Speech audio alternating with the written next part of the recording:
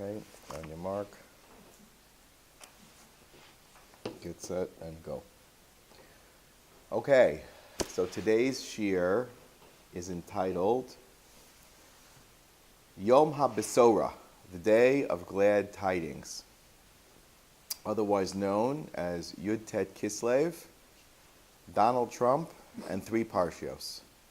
Okay, so we have to cover a lot of ground today. All right, so let me begin. As we know that something unique happened when it turned to be Yud Tet Kislev in Israel, which was the announcement by the President of the United States, the 45th President of the United States, Donald Trump, that recognized that Yerushalayim is the capital of Israel, and that the U.S. Embassy should be relocated at some point there. Was this something significant or not significant? So, in order to understand the significance a little bit, I would say it was definitely very significant. And the auspicious timing of it reveals to us just how auspicious it was. But we're going to have to go into the Parsheot to appreciate it a little bit. So first of all, a little bit about Yud Tet Kislev. Yud Tet Kislev, does anybody know what does it represent besides a week before Hanukkah? So we know historically in the year 1799, the first of the 7 Lubavitcher Rebbes, known as the Alter Rebbe, the author of the Tanya and of Shulchan Aruch Harav, he both wrote 2 important svarim, very important svarim. One is the Tanya, which is a basic philosophy of Chassidus. When I say philosophy, it really means understanding God's relationship with man, man's relationship with Hashem, the understanding on a deeper level of man's neshama. And it's actually a revelation of secrets of Kabbalah that became available to the masses. So in essence, it was like a shtickle matan Torah of Chassidus. And because it was that significant, and of course Shulchan Aruch Harav was a halacha sefer to bind the 2 aspects. They were going deeper into revealing the world of Kabbalah and Chassidus to the masses of the Jewish people who needed it and whose time had come. But at the same time, making sure that they're bound to halacha, that those that are pursuing that path of Chassidus understand how halacha must be maintained. Okay. But what happened in 1799? So historically, we know that the Gaon of Vilna lived in that period. Just prior to that period, he passed away, and that his influence began in the earlier part of the 18th century, about 1740, 1750, 1760, 1770. That period of time, just around contemporaneous with the U.S. Revolution. And again, we see a parallel between important things about the United States, like the Declaration of Independence, which took place, right, in 1776, okay, was contemporaneous with the emergence of the Hasidic movement. In fact, the Maggid of Mezrich, who's the primary student of Baal Shem Tov, who did not travel around because he couldn't travel around. He was actually bound. He was unable to walk. He gathered, maybe perhaps for that reason it was fortuitous, the greatest, put it this way, all-star cast of Rebbes that would disseminate Hasidus out to the world. Who was part of that group? Of course, the Alter Rebbe was part of that group, was a major person in that group. And it was to him that the Maggid said, who passed away on the 19th of Kislev in like 1772, that you and I are having a holiday on this day. So it's a day of simcha. And he had told already the Balatanya to anticipate great news that a Yom Tov of sorts, and more than just a Yom Tov, a Yom Shel Simcha, that's Rawi for Shirot v'Tishbachot. Okay? No Tachanun, in other words. And I've told you the thing that will make people in shul happier than anything else is skipping Tachanun. It's the most joy-evoking thing. Unfortunately or fortunately, but maybe for good reason. You don't say Tachanun means it's a Simcha for Klal Yisrael. Okay. But it goes, who else was part of that group, the super team of original leaders? Well, included there, among others, was the Elimelech Luzhensk and some of his students who would emerge out of him would be the Chose of Lublin, among others. So that whole Polish Galician branch emerged from there. And also, of course, the branch that's associated with Chabad, among others. So all of the major streams of Hasidus emanated from that one little courtyard. The direct power and influence that the Baal Shem Tov had was given over to the Maggid. He told him so. And then the Maggid gathered together this group that then disseminated Hasidus to the world. All at the same time as the American Revolution. Interesting, right? And it is very interesting because what it represents on a deeper level is the breaking of the Galus of Edom. The power of the Christian world to dominate the world and to prevent the Jewish people from rising to prominence by literally enslaving them, being captive to them on whatever level. The dominion of Edom over Yisrael was cracking, and had been cracking really since 1740, as we said, which was the time period of the midway point of the sixth millennium. Correct? The sixth millennium is 1240 to 2240, as we mentioned, and the midpoint of that is 1740, contemporaneous with the rise of the colonies. Why? Because what does America innovate to the world? Which concept? Which political concept? Not even so much democracy, which they had since ancient times. The separation of church and state.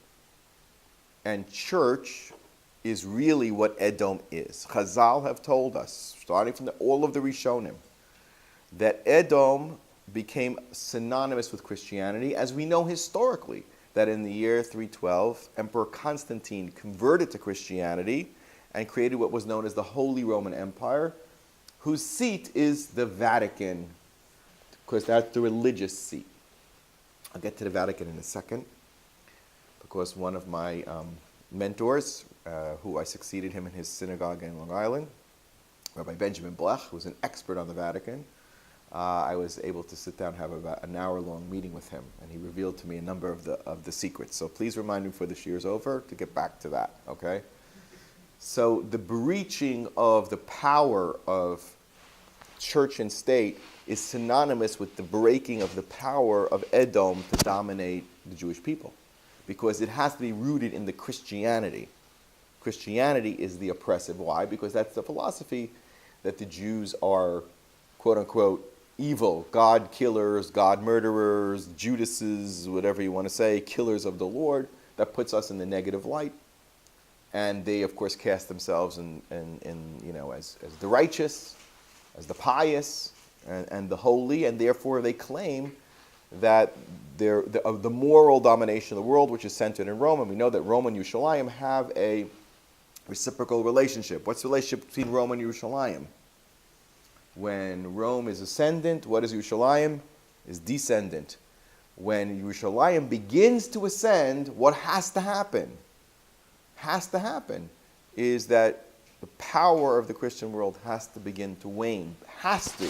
Because there's no way for Yerushalayim to do. Otherwise, that's from the brachos of Yitzchak, right? It says, Rav Ya'avod Sa'ir, that Yitzchak attached Esav to Yaakov and said, Esav, you really have nothing of your own, but you can feed off of the sins and failures of Yaakov, chas v'shalom. If Yaakov fails, and if he commits averos, then you will gain power. And as they do tshuva or go through kapara from their suffering, whatever, then you will, unfortunately, Rav Ya'avod Sa'ir, you will have to return and serve your elder brother. So America becomes the first location, it's massive, wealthy, virgin territory, not soaked with Jewish blood.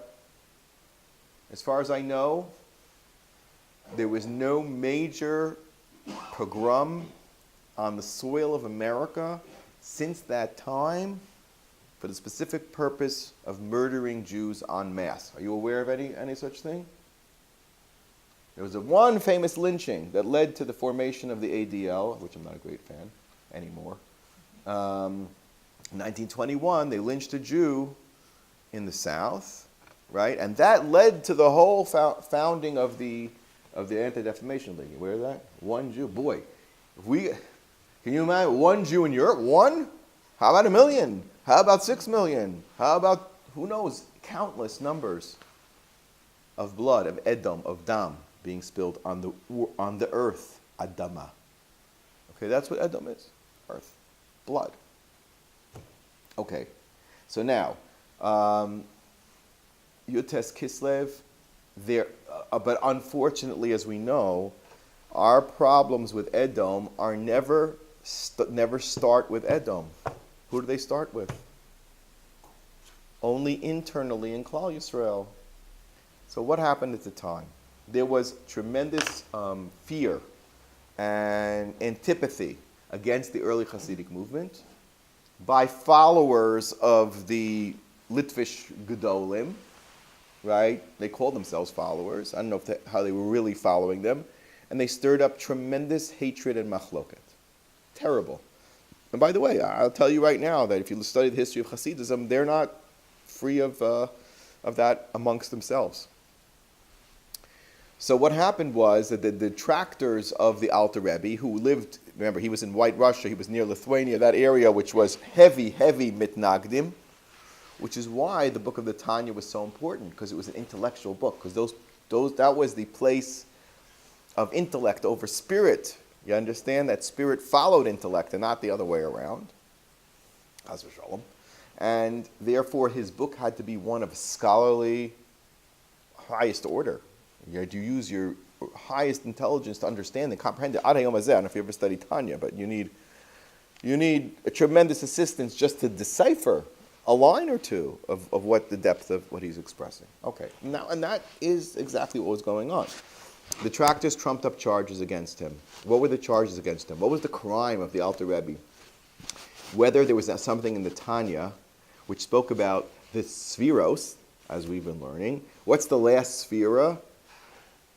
Malchus. No. Malchus? You're talking about Malchus? And what does it say in Kabbalah about Malchus? Does Malchus have anything of its own? Does it receive its power from all the other 6 Spheros? It's nothing. It's just a recipient, right?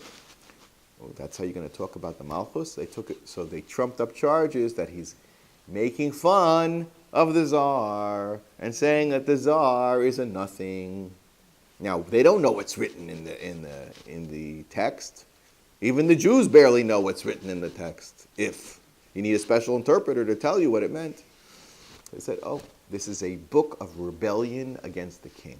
He's spreading a rebellion against the Tsar. Number 1. Number 2, the Baal Tanya raised propitious amounts of money. For what? Obviously, for the return of Jews to Eretz Yisrael. Because remember, this is the cracking point. This is the first fissure. The students of the Baal Shem Tov were told, go back to Eretz Yisrael. As were the students of the Vilna Gaon, no different. So you have to raise money, because there's nothing there. Literally nothing there at all, except disease and swamps and Arabs, dangerous situation. You need money. She was raising all this money. Who controlled Eretz Yisrael? The Turks. Who was at war with the Turks? The Tsar. So they actually put him up for charges of treason, for trying to support the enemy. And they even came up with this idea that the Baal Tanya wanted to take over Israel. Okay? And that he was raising this money to create a rebellion in the land of Israel and take over or go in cahoots with the Turkish Empire against the... אני הולך לדבר עוד שעה, בסדר? עוד שעה. עוד שעה בבקשה. So, let's see. Did I lose my voice recording?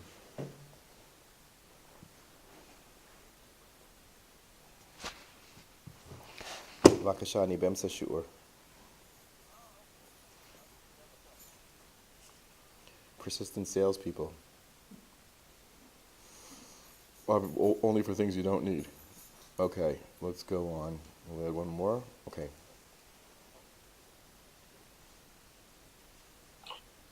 Okay. So Wait, let's see if I can regain this. Apologize. This is the problem with working with phones, right? They can actually call you. Okay. So this is the second part of the recording about the Yud-Tes Kislev, Trump, and the Yom Habisorah. Okay. So eventually what happened was that the Balatanya was interrogated in a prison. People didn't even know where he was. He was taken away in a carriage, a black metal carriage, which was reserved for traitors for the empire. So you can imagine. And the death penalty was what he was facing. Eventually, he was interrogated and cleared of all charges, and which was a miracle in itself. And in the depths of, so I heard this from Rabbi Manis Friedman, just to show you how deeply divisive the inyan of the Sinas Chinam was here. They wanted a copy in the trial of the Tanya translated into Russian because they wanted to be able to see what it said. Was it a text that was fomenting rebellion or not? So they sent it to a translator in Vilna. Maybe some secularized Jew, I don't know, a Jew who knew Russian and knew Aramaic. And there was a message that came out from the Balatanya, who was in prison, who refused to eat treif and went on a hunger fast. And then they agreed that Jews could bring him some food, like kompot, a little bit of food that came from a house of a Jew. So when he would send back the kalim at the end of the day, he would hide a note in it. And the note said, go to Vilna, you have something important to do. They didn't know what. They sent the guy to Vilna, and he found the guy who was translating it, and he said to him, listen, I have a message, please, just translate it accurately. Don't put anything, bad in there. And he said, you should know that people approached me already and gave me a translation which would have proven the Tsar's case against him, proven him to be treasonous, and they gave me 3,000. They wanted to give me a lot of money, and I said, he didn't want to do it, but he wanted to get rid of them. So he says, yeah, I'll do it, but don't give me any money. He says, and if you want to see, they're coming tomorrow morning, hide here in my closet, and come early in the morning, and you'll hear them talking to me.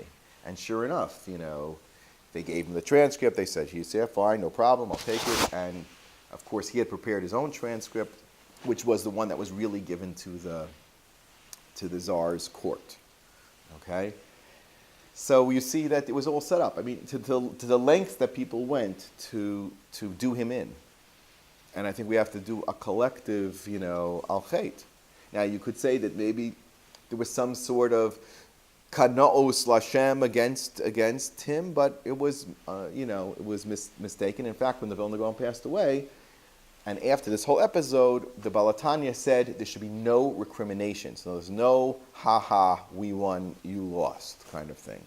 He says, respect the Gaon, he was a tzaddik, and bring things together. Which leads me to the epicenter of our shiur, the two words that oppose each other. When he said Yom HaBisorah, the word Bisorah is associated with Mashiach, right? Because what do we say about Eliyahu Navi?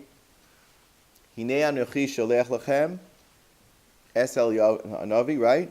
Lifnei va Yom Hashem Hagadol Vanora, right? And so that's what is he supposed to do?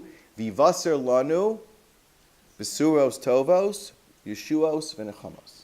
So Bisorah is good news. But the word is basar. What does basar have to do with good news? What does one have to do with each other? Okay? In order to understand this, you got to go back to the first time basar appears in the Torah. Where's the very first time where the word basar appears in the Torah? The creation of Chava. Right? Chava is created in the second parak of Bereshis, and is a very interesting parsha because it starts in a funny way. It says Hashem saw that it was not tov, right? Vayomer Hashem Elohim lo tov heyos ha'adam levado. Adam should not be alone. Eselo.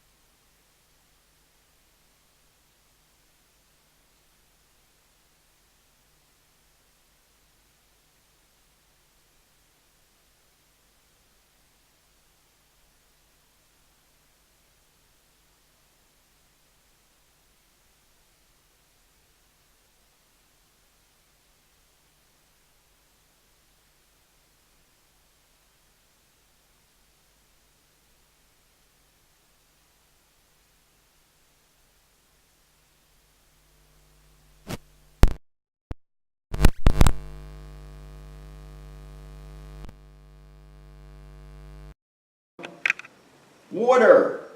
Rakak. Lefisha Amar Lamala Shemin Hamayim Nivru. V'kan Amar Min Ha'adama Nivru. That's the Chiddush. The Chiddush is that the birds were earthly, not just water. It was the blending of earth and water. And that is the Shidduch ultimately, because Adam is the earth. And the water represents the feminine, or the desires, or the teshuka. So that is the zivig. The zivig is water and earth, and it combines. What happens when you put water and earth together? Yeah, you get money. That is true. Diapers, etc. Yeah, you get money, but you also get bricks. You get something you can build. Put fire and water together, what do you get? Nothing. Put air and fire together, you get Los Angeles. Right? Not a good combination. You put earth and fire together, nothing. Puts it out, or scorches the earth. Right? You put air and earth together, what do you get? Santa Ana winds, windstorm. But when you put water and earth together, you can form things. Things can be created by Yitzhar. So that is the Shidduch. The world was going from the theory to the real. Words that are besuros tovos bring lofty concepts. Peace, right? Kindness, love, all these wonderful concepts. We need basar. We need flesh. We need something in reality. Okay? Now the other side of that, let me take this theme of basar through a little bit. Okay?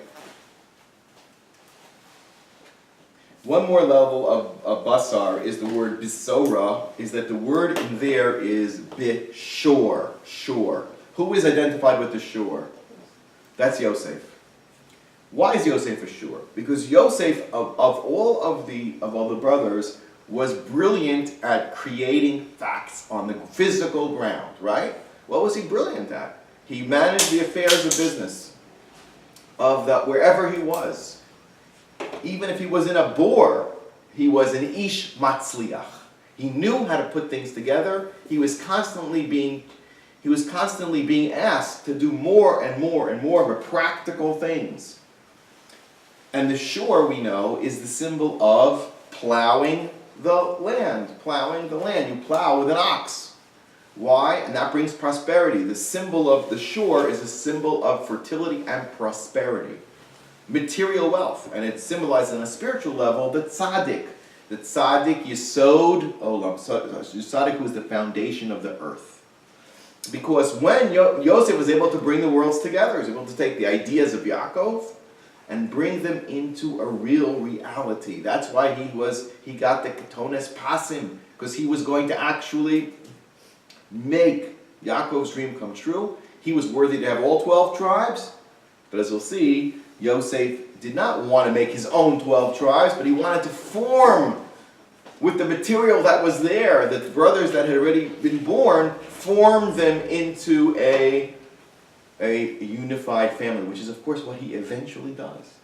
He goes on to organize the whole world and collect all the wealth of the world and assemble it in Mitzrayim.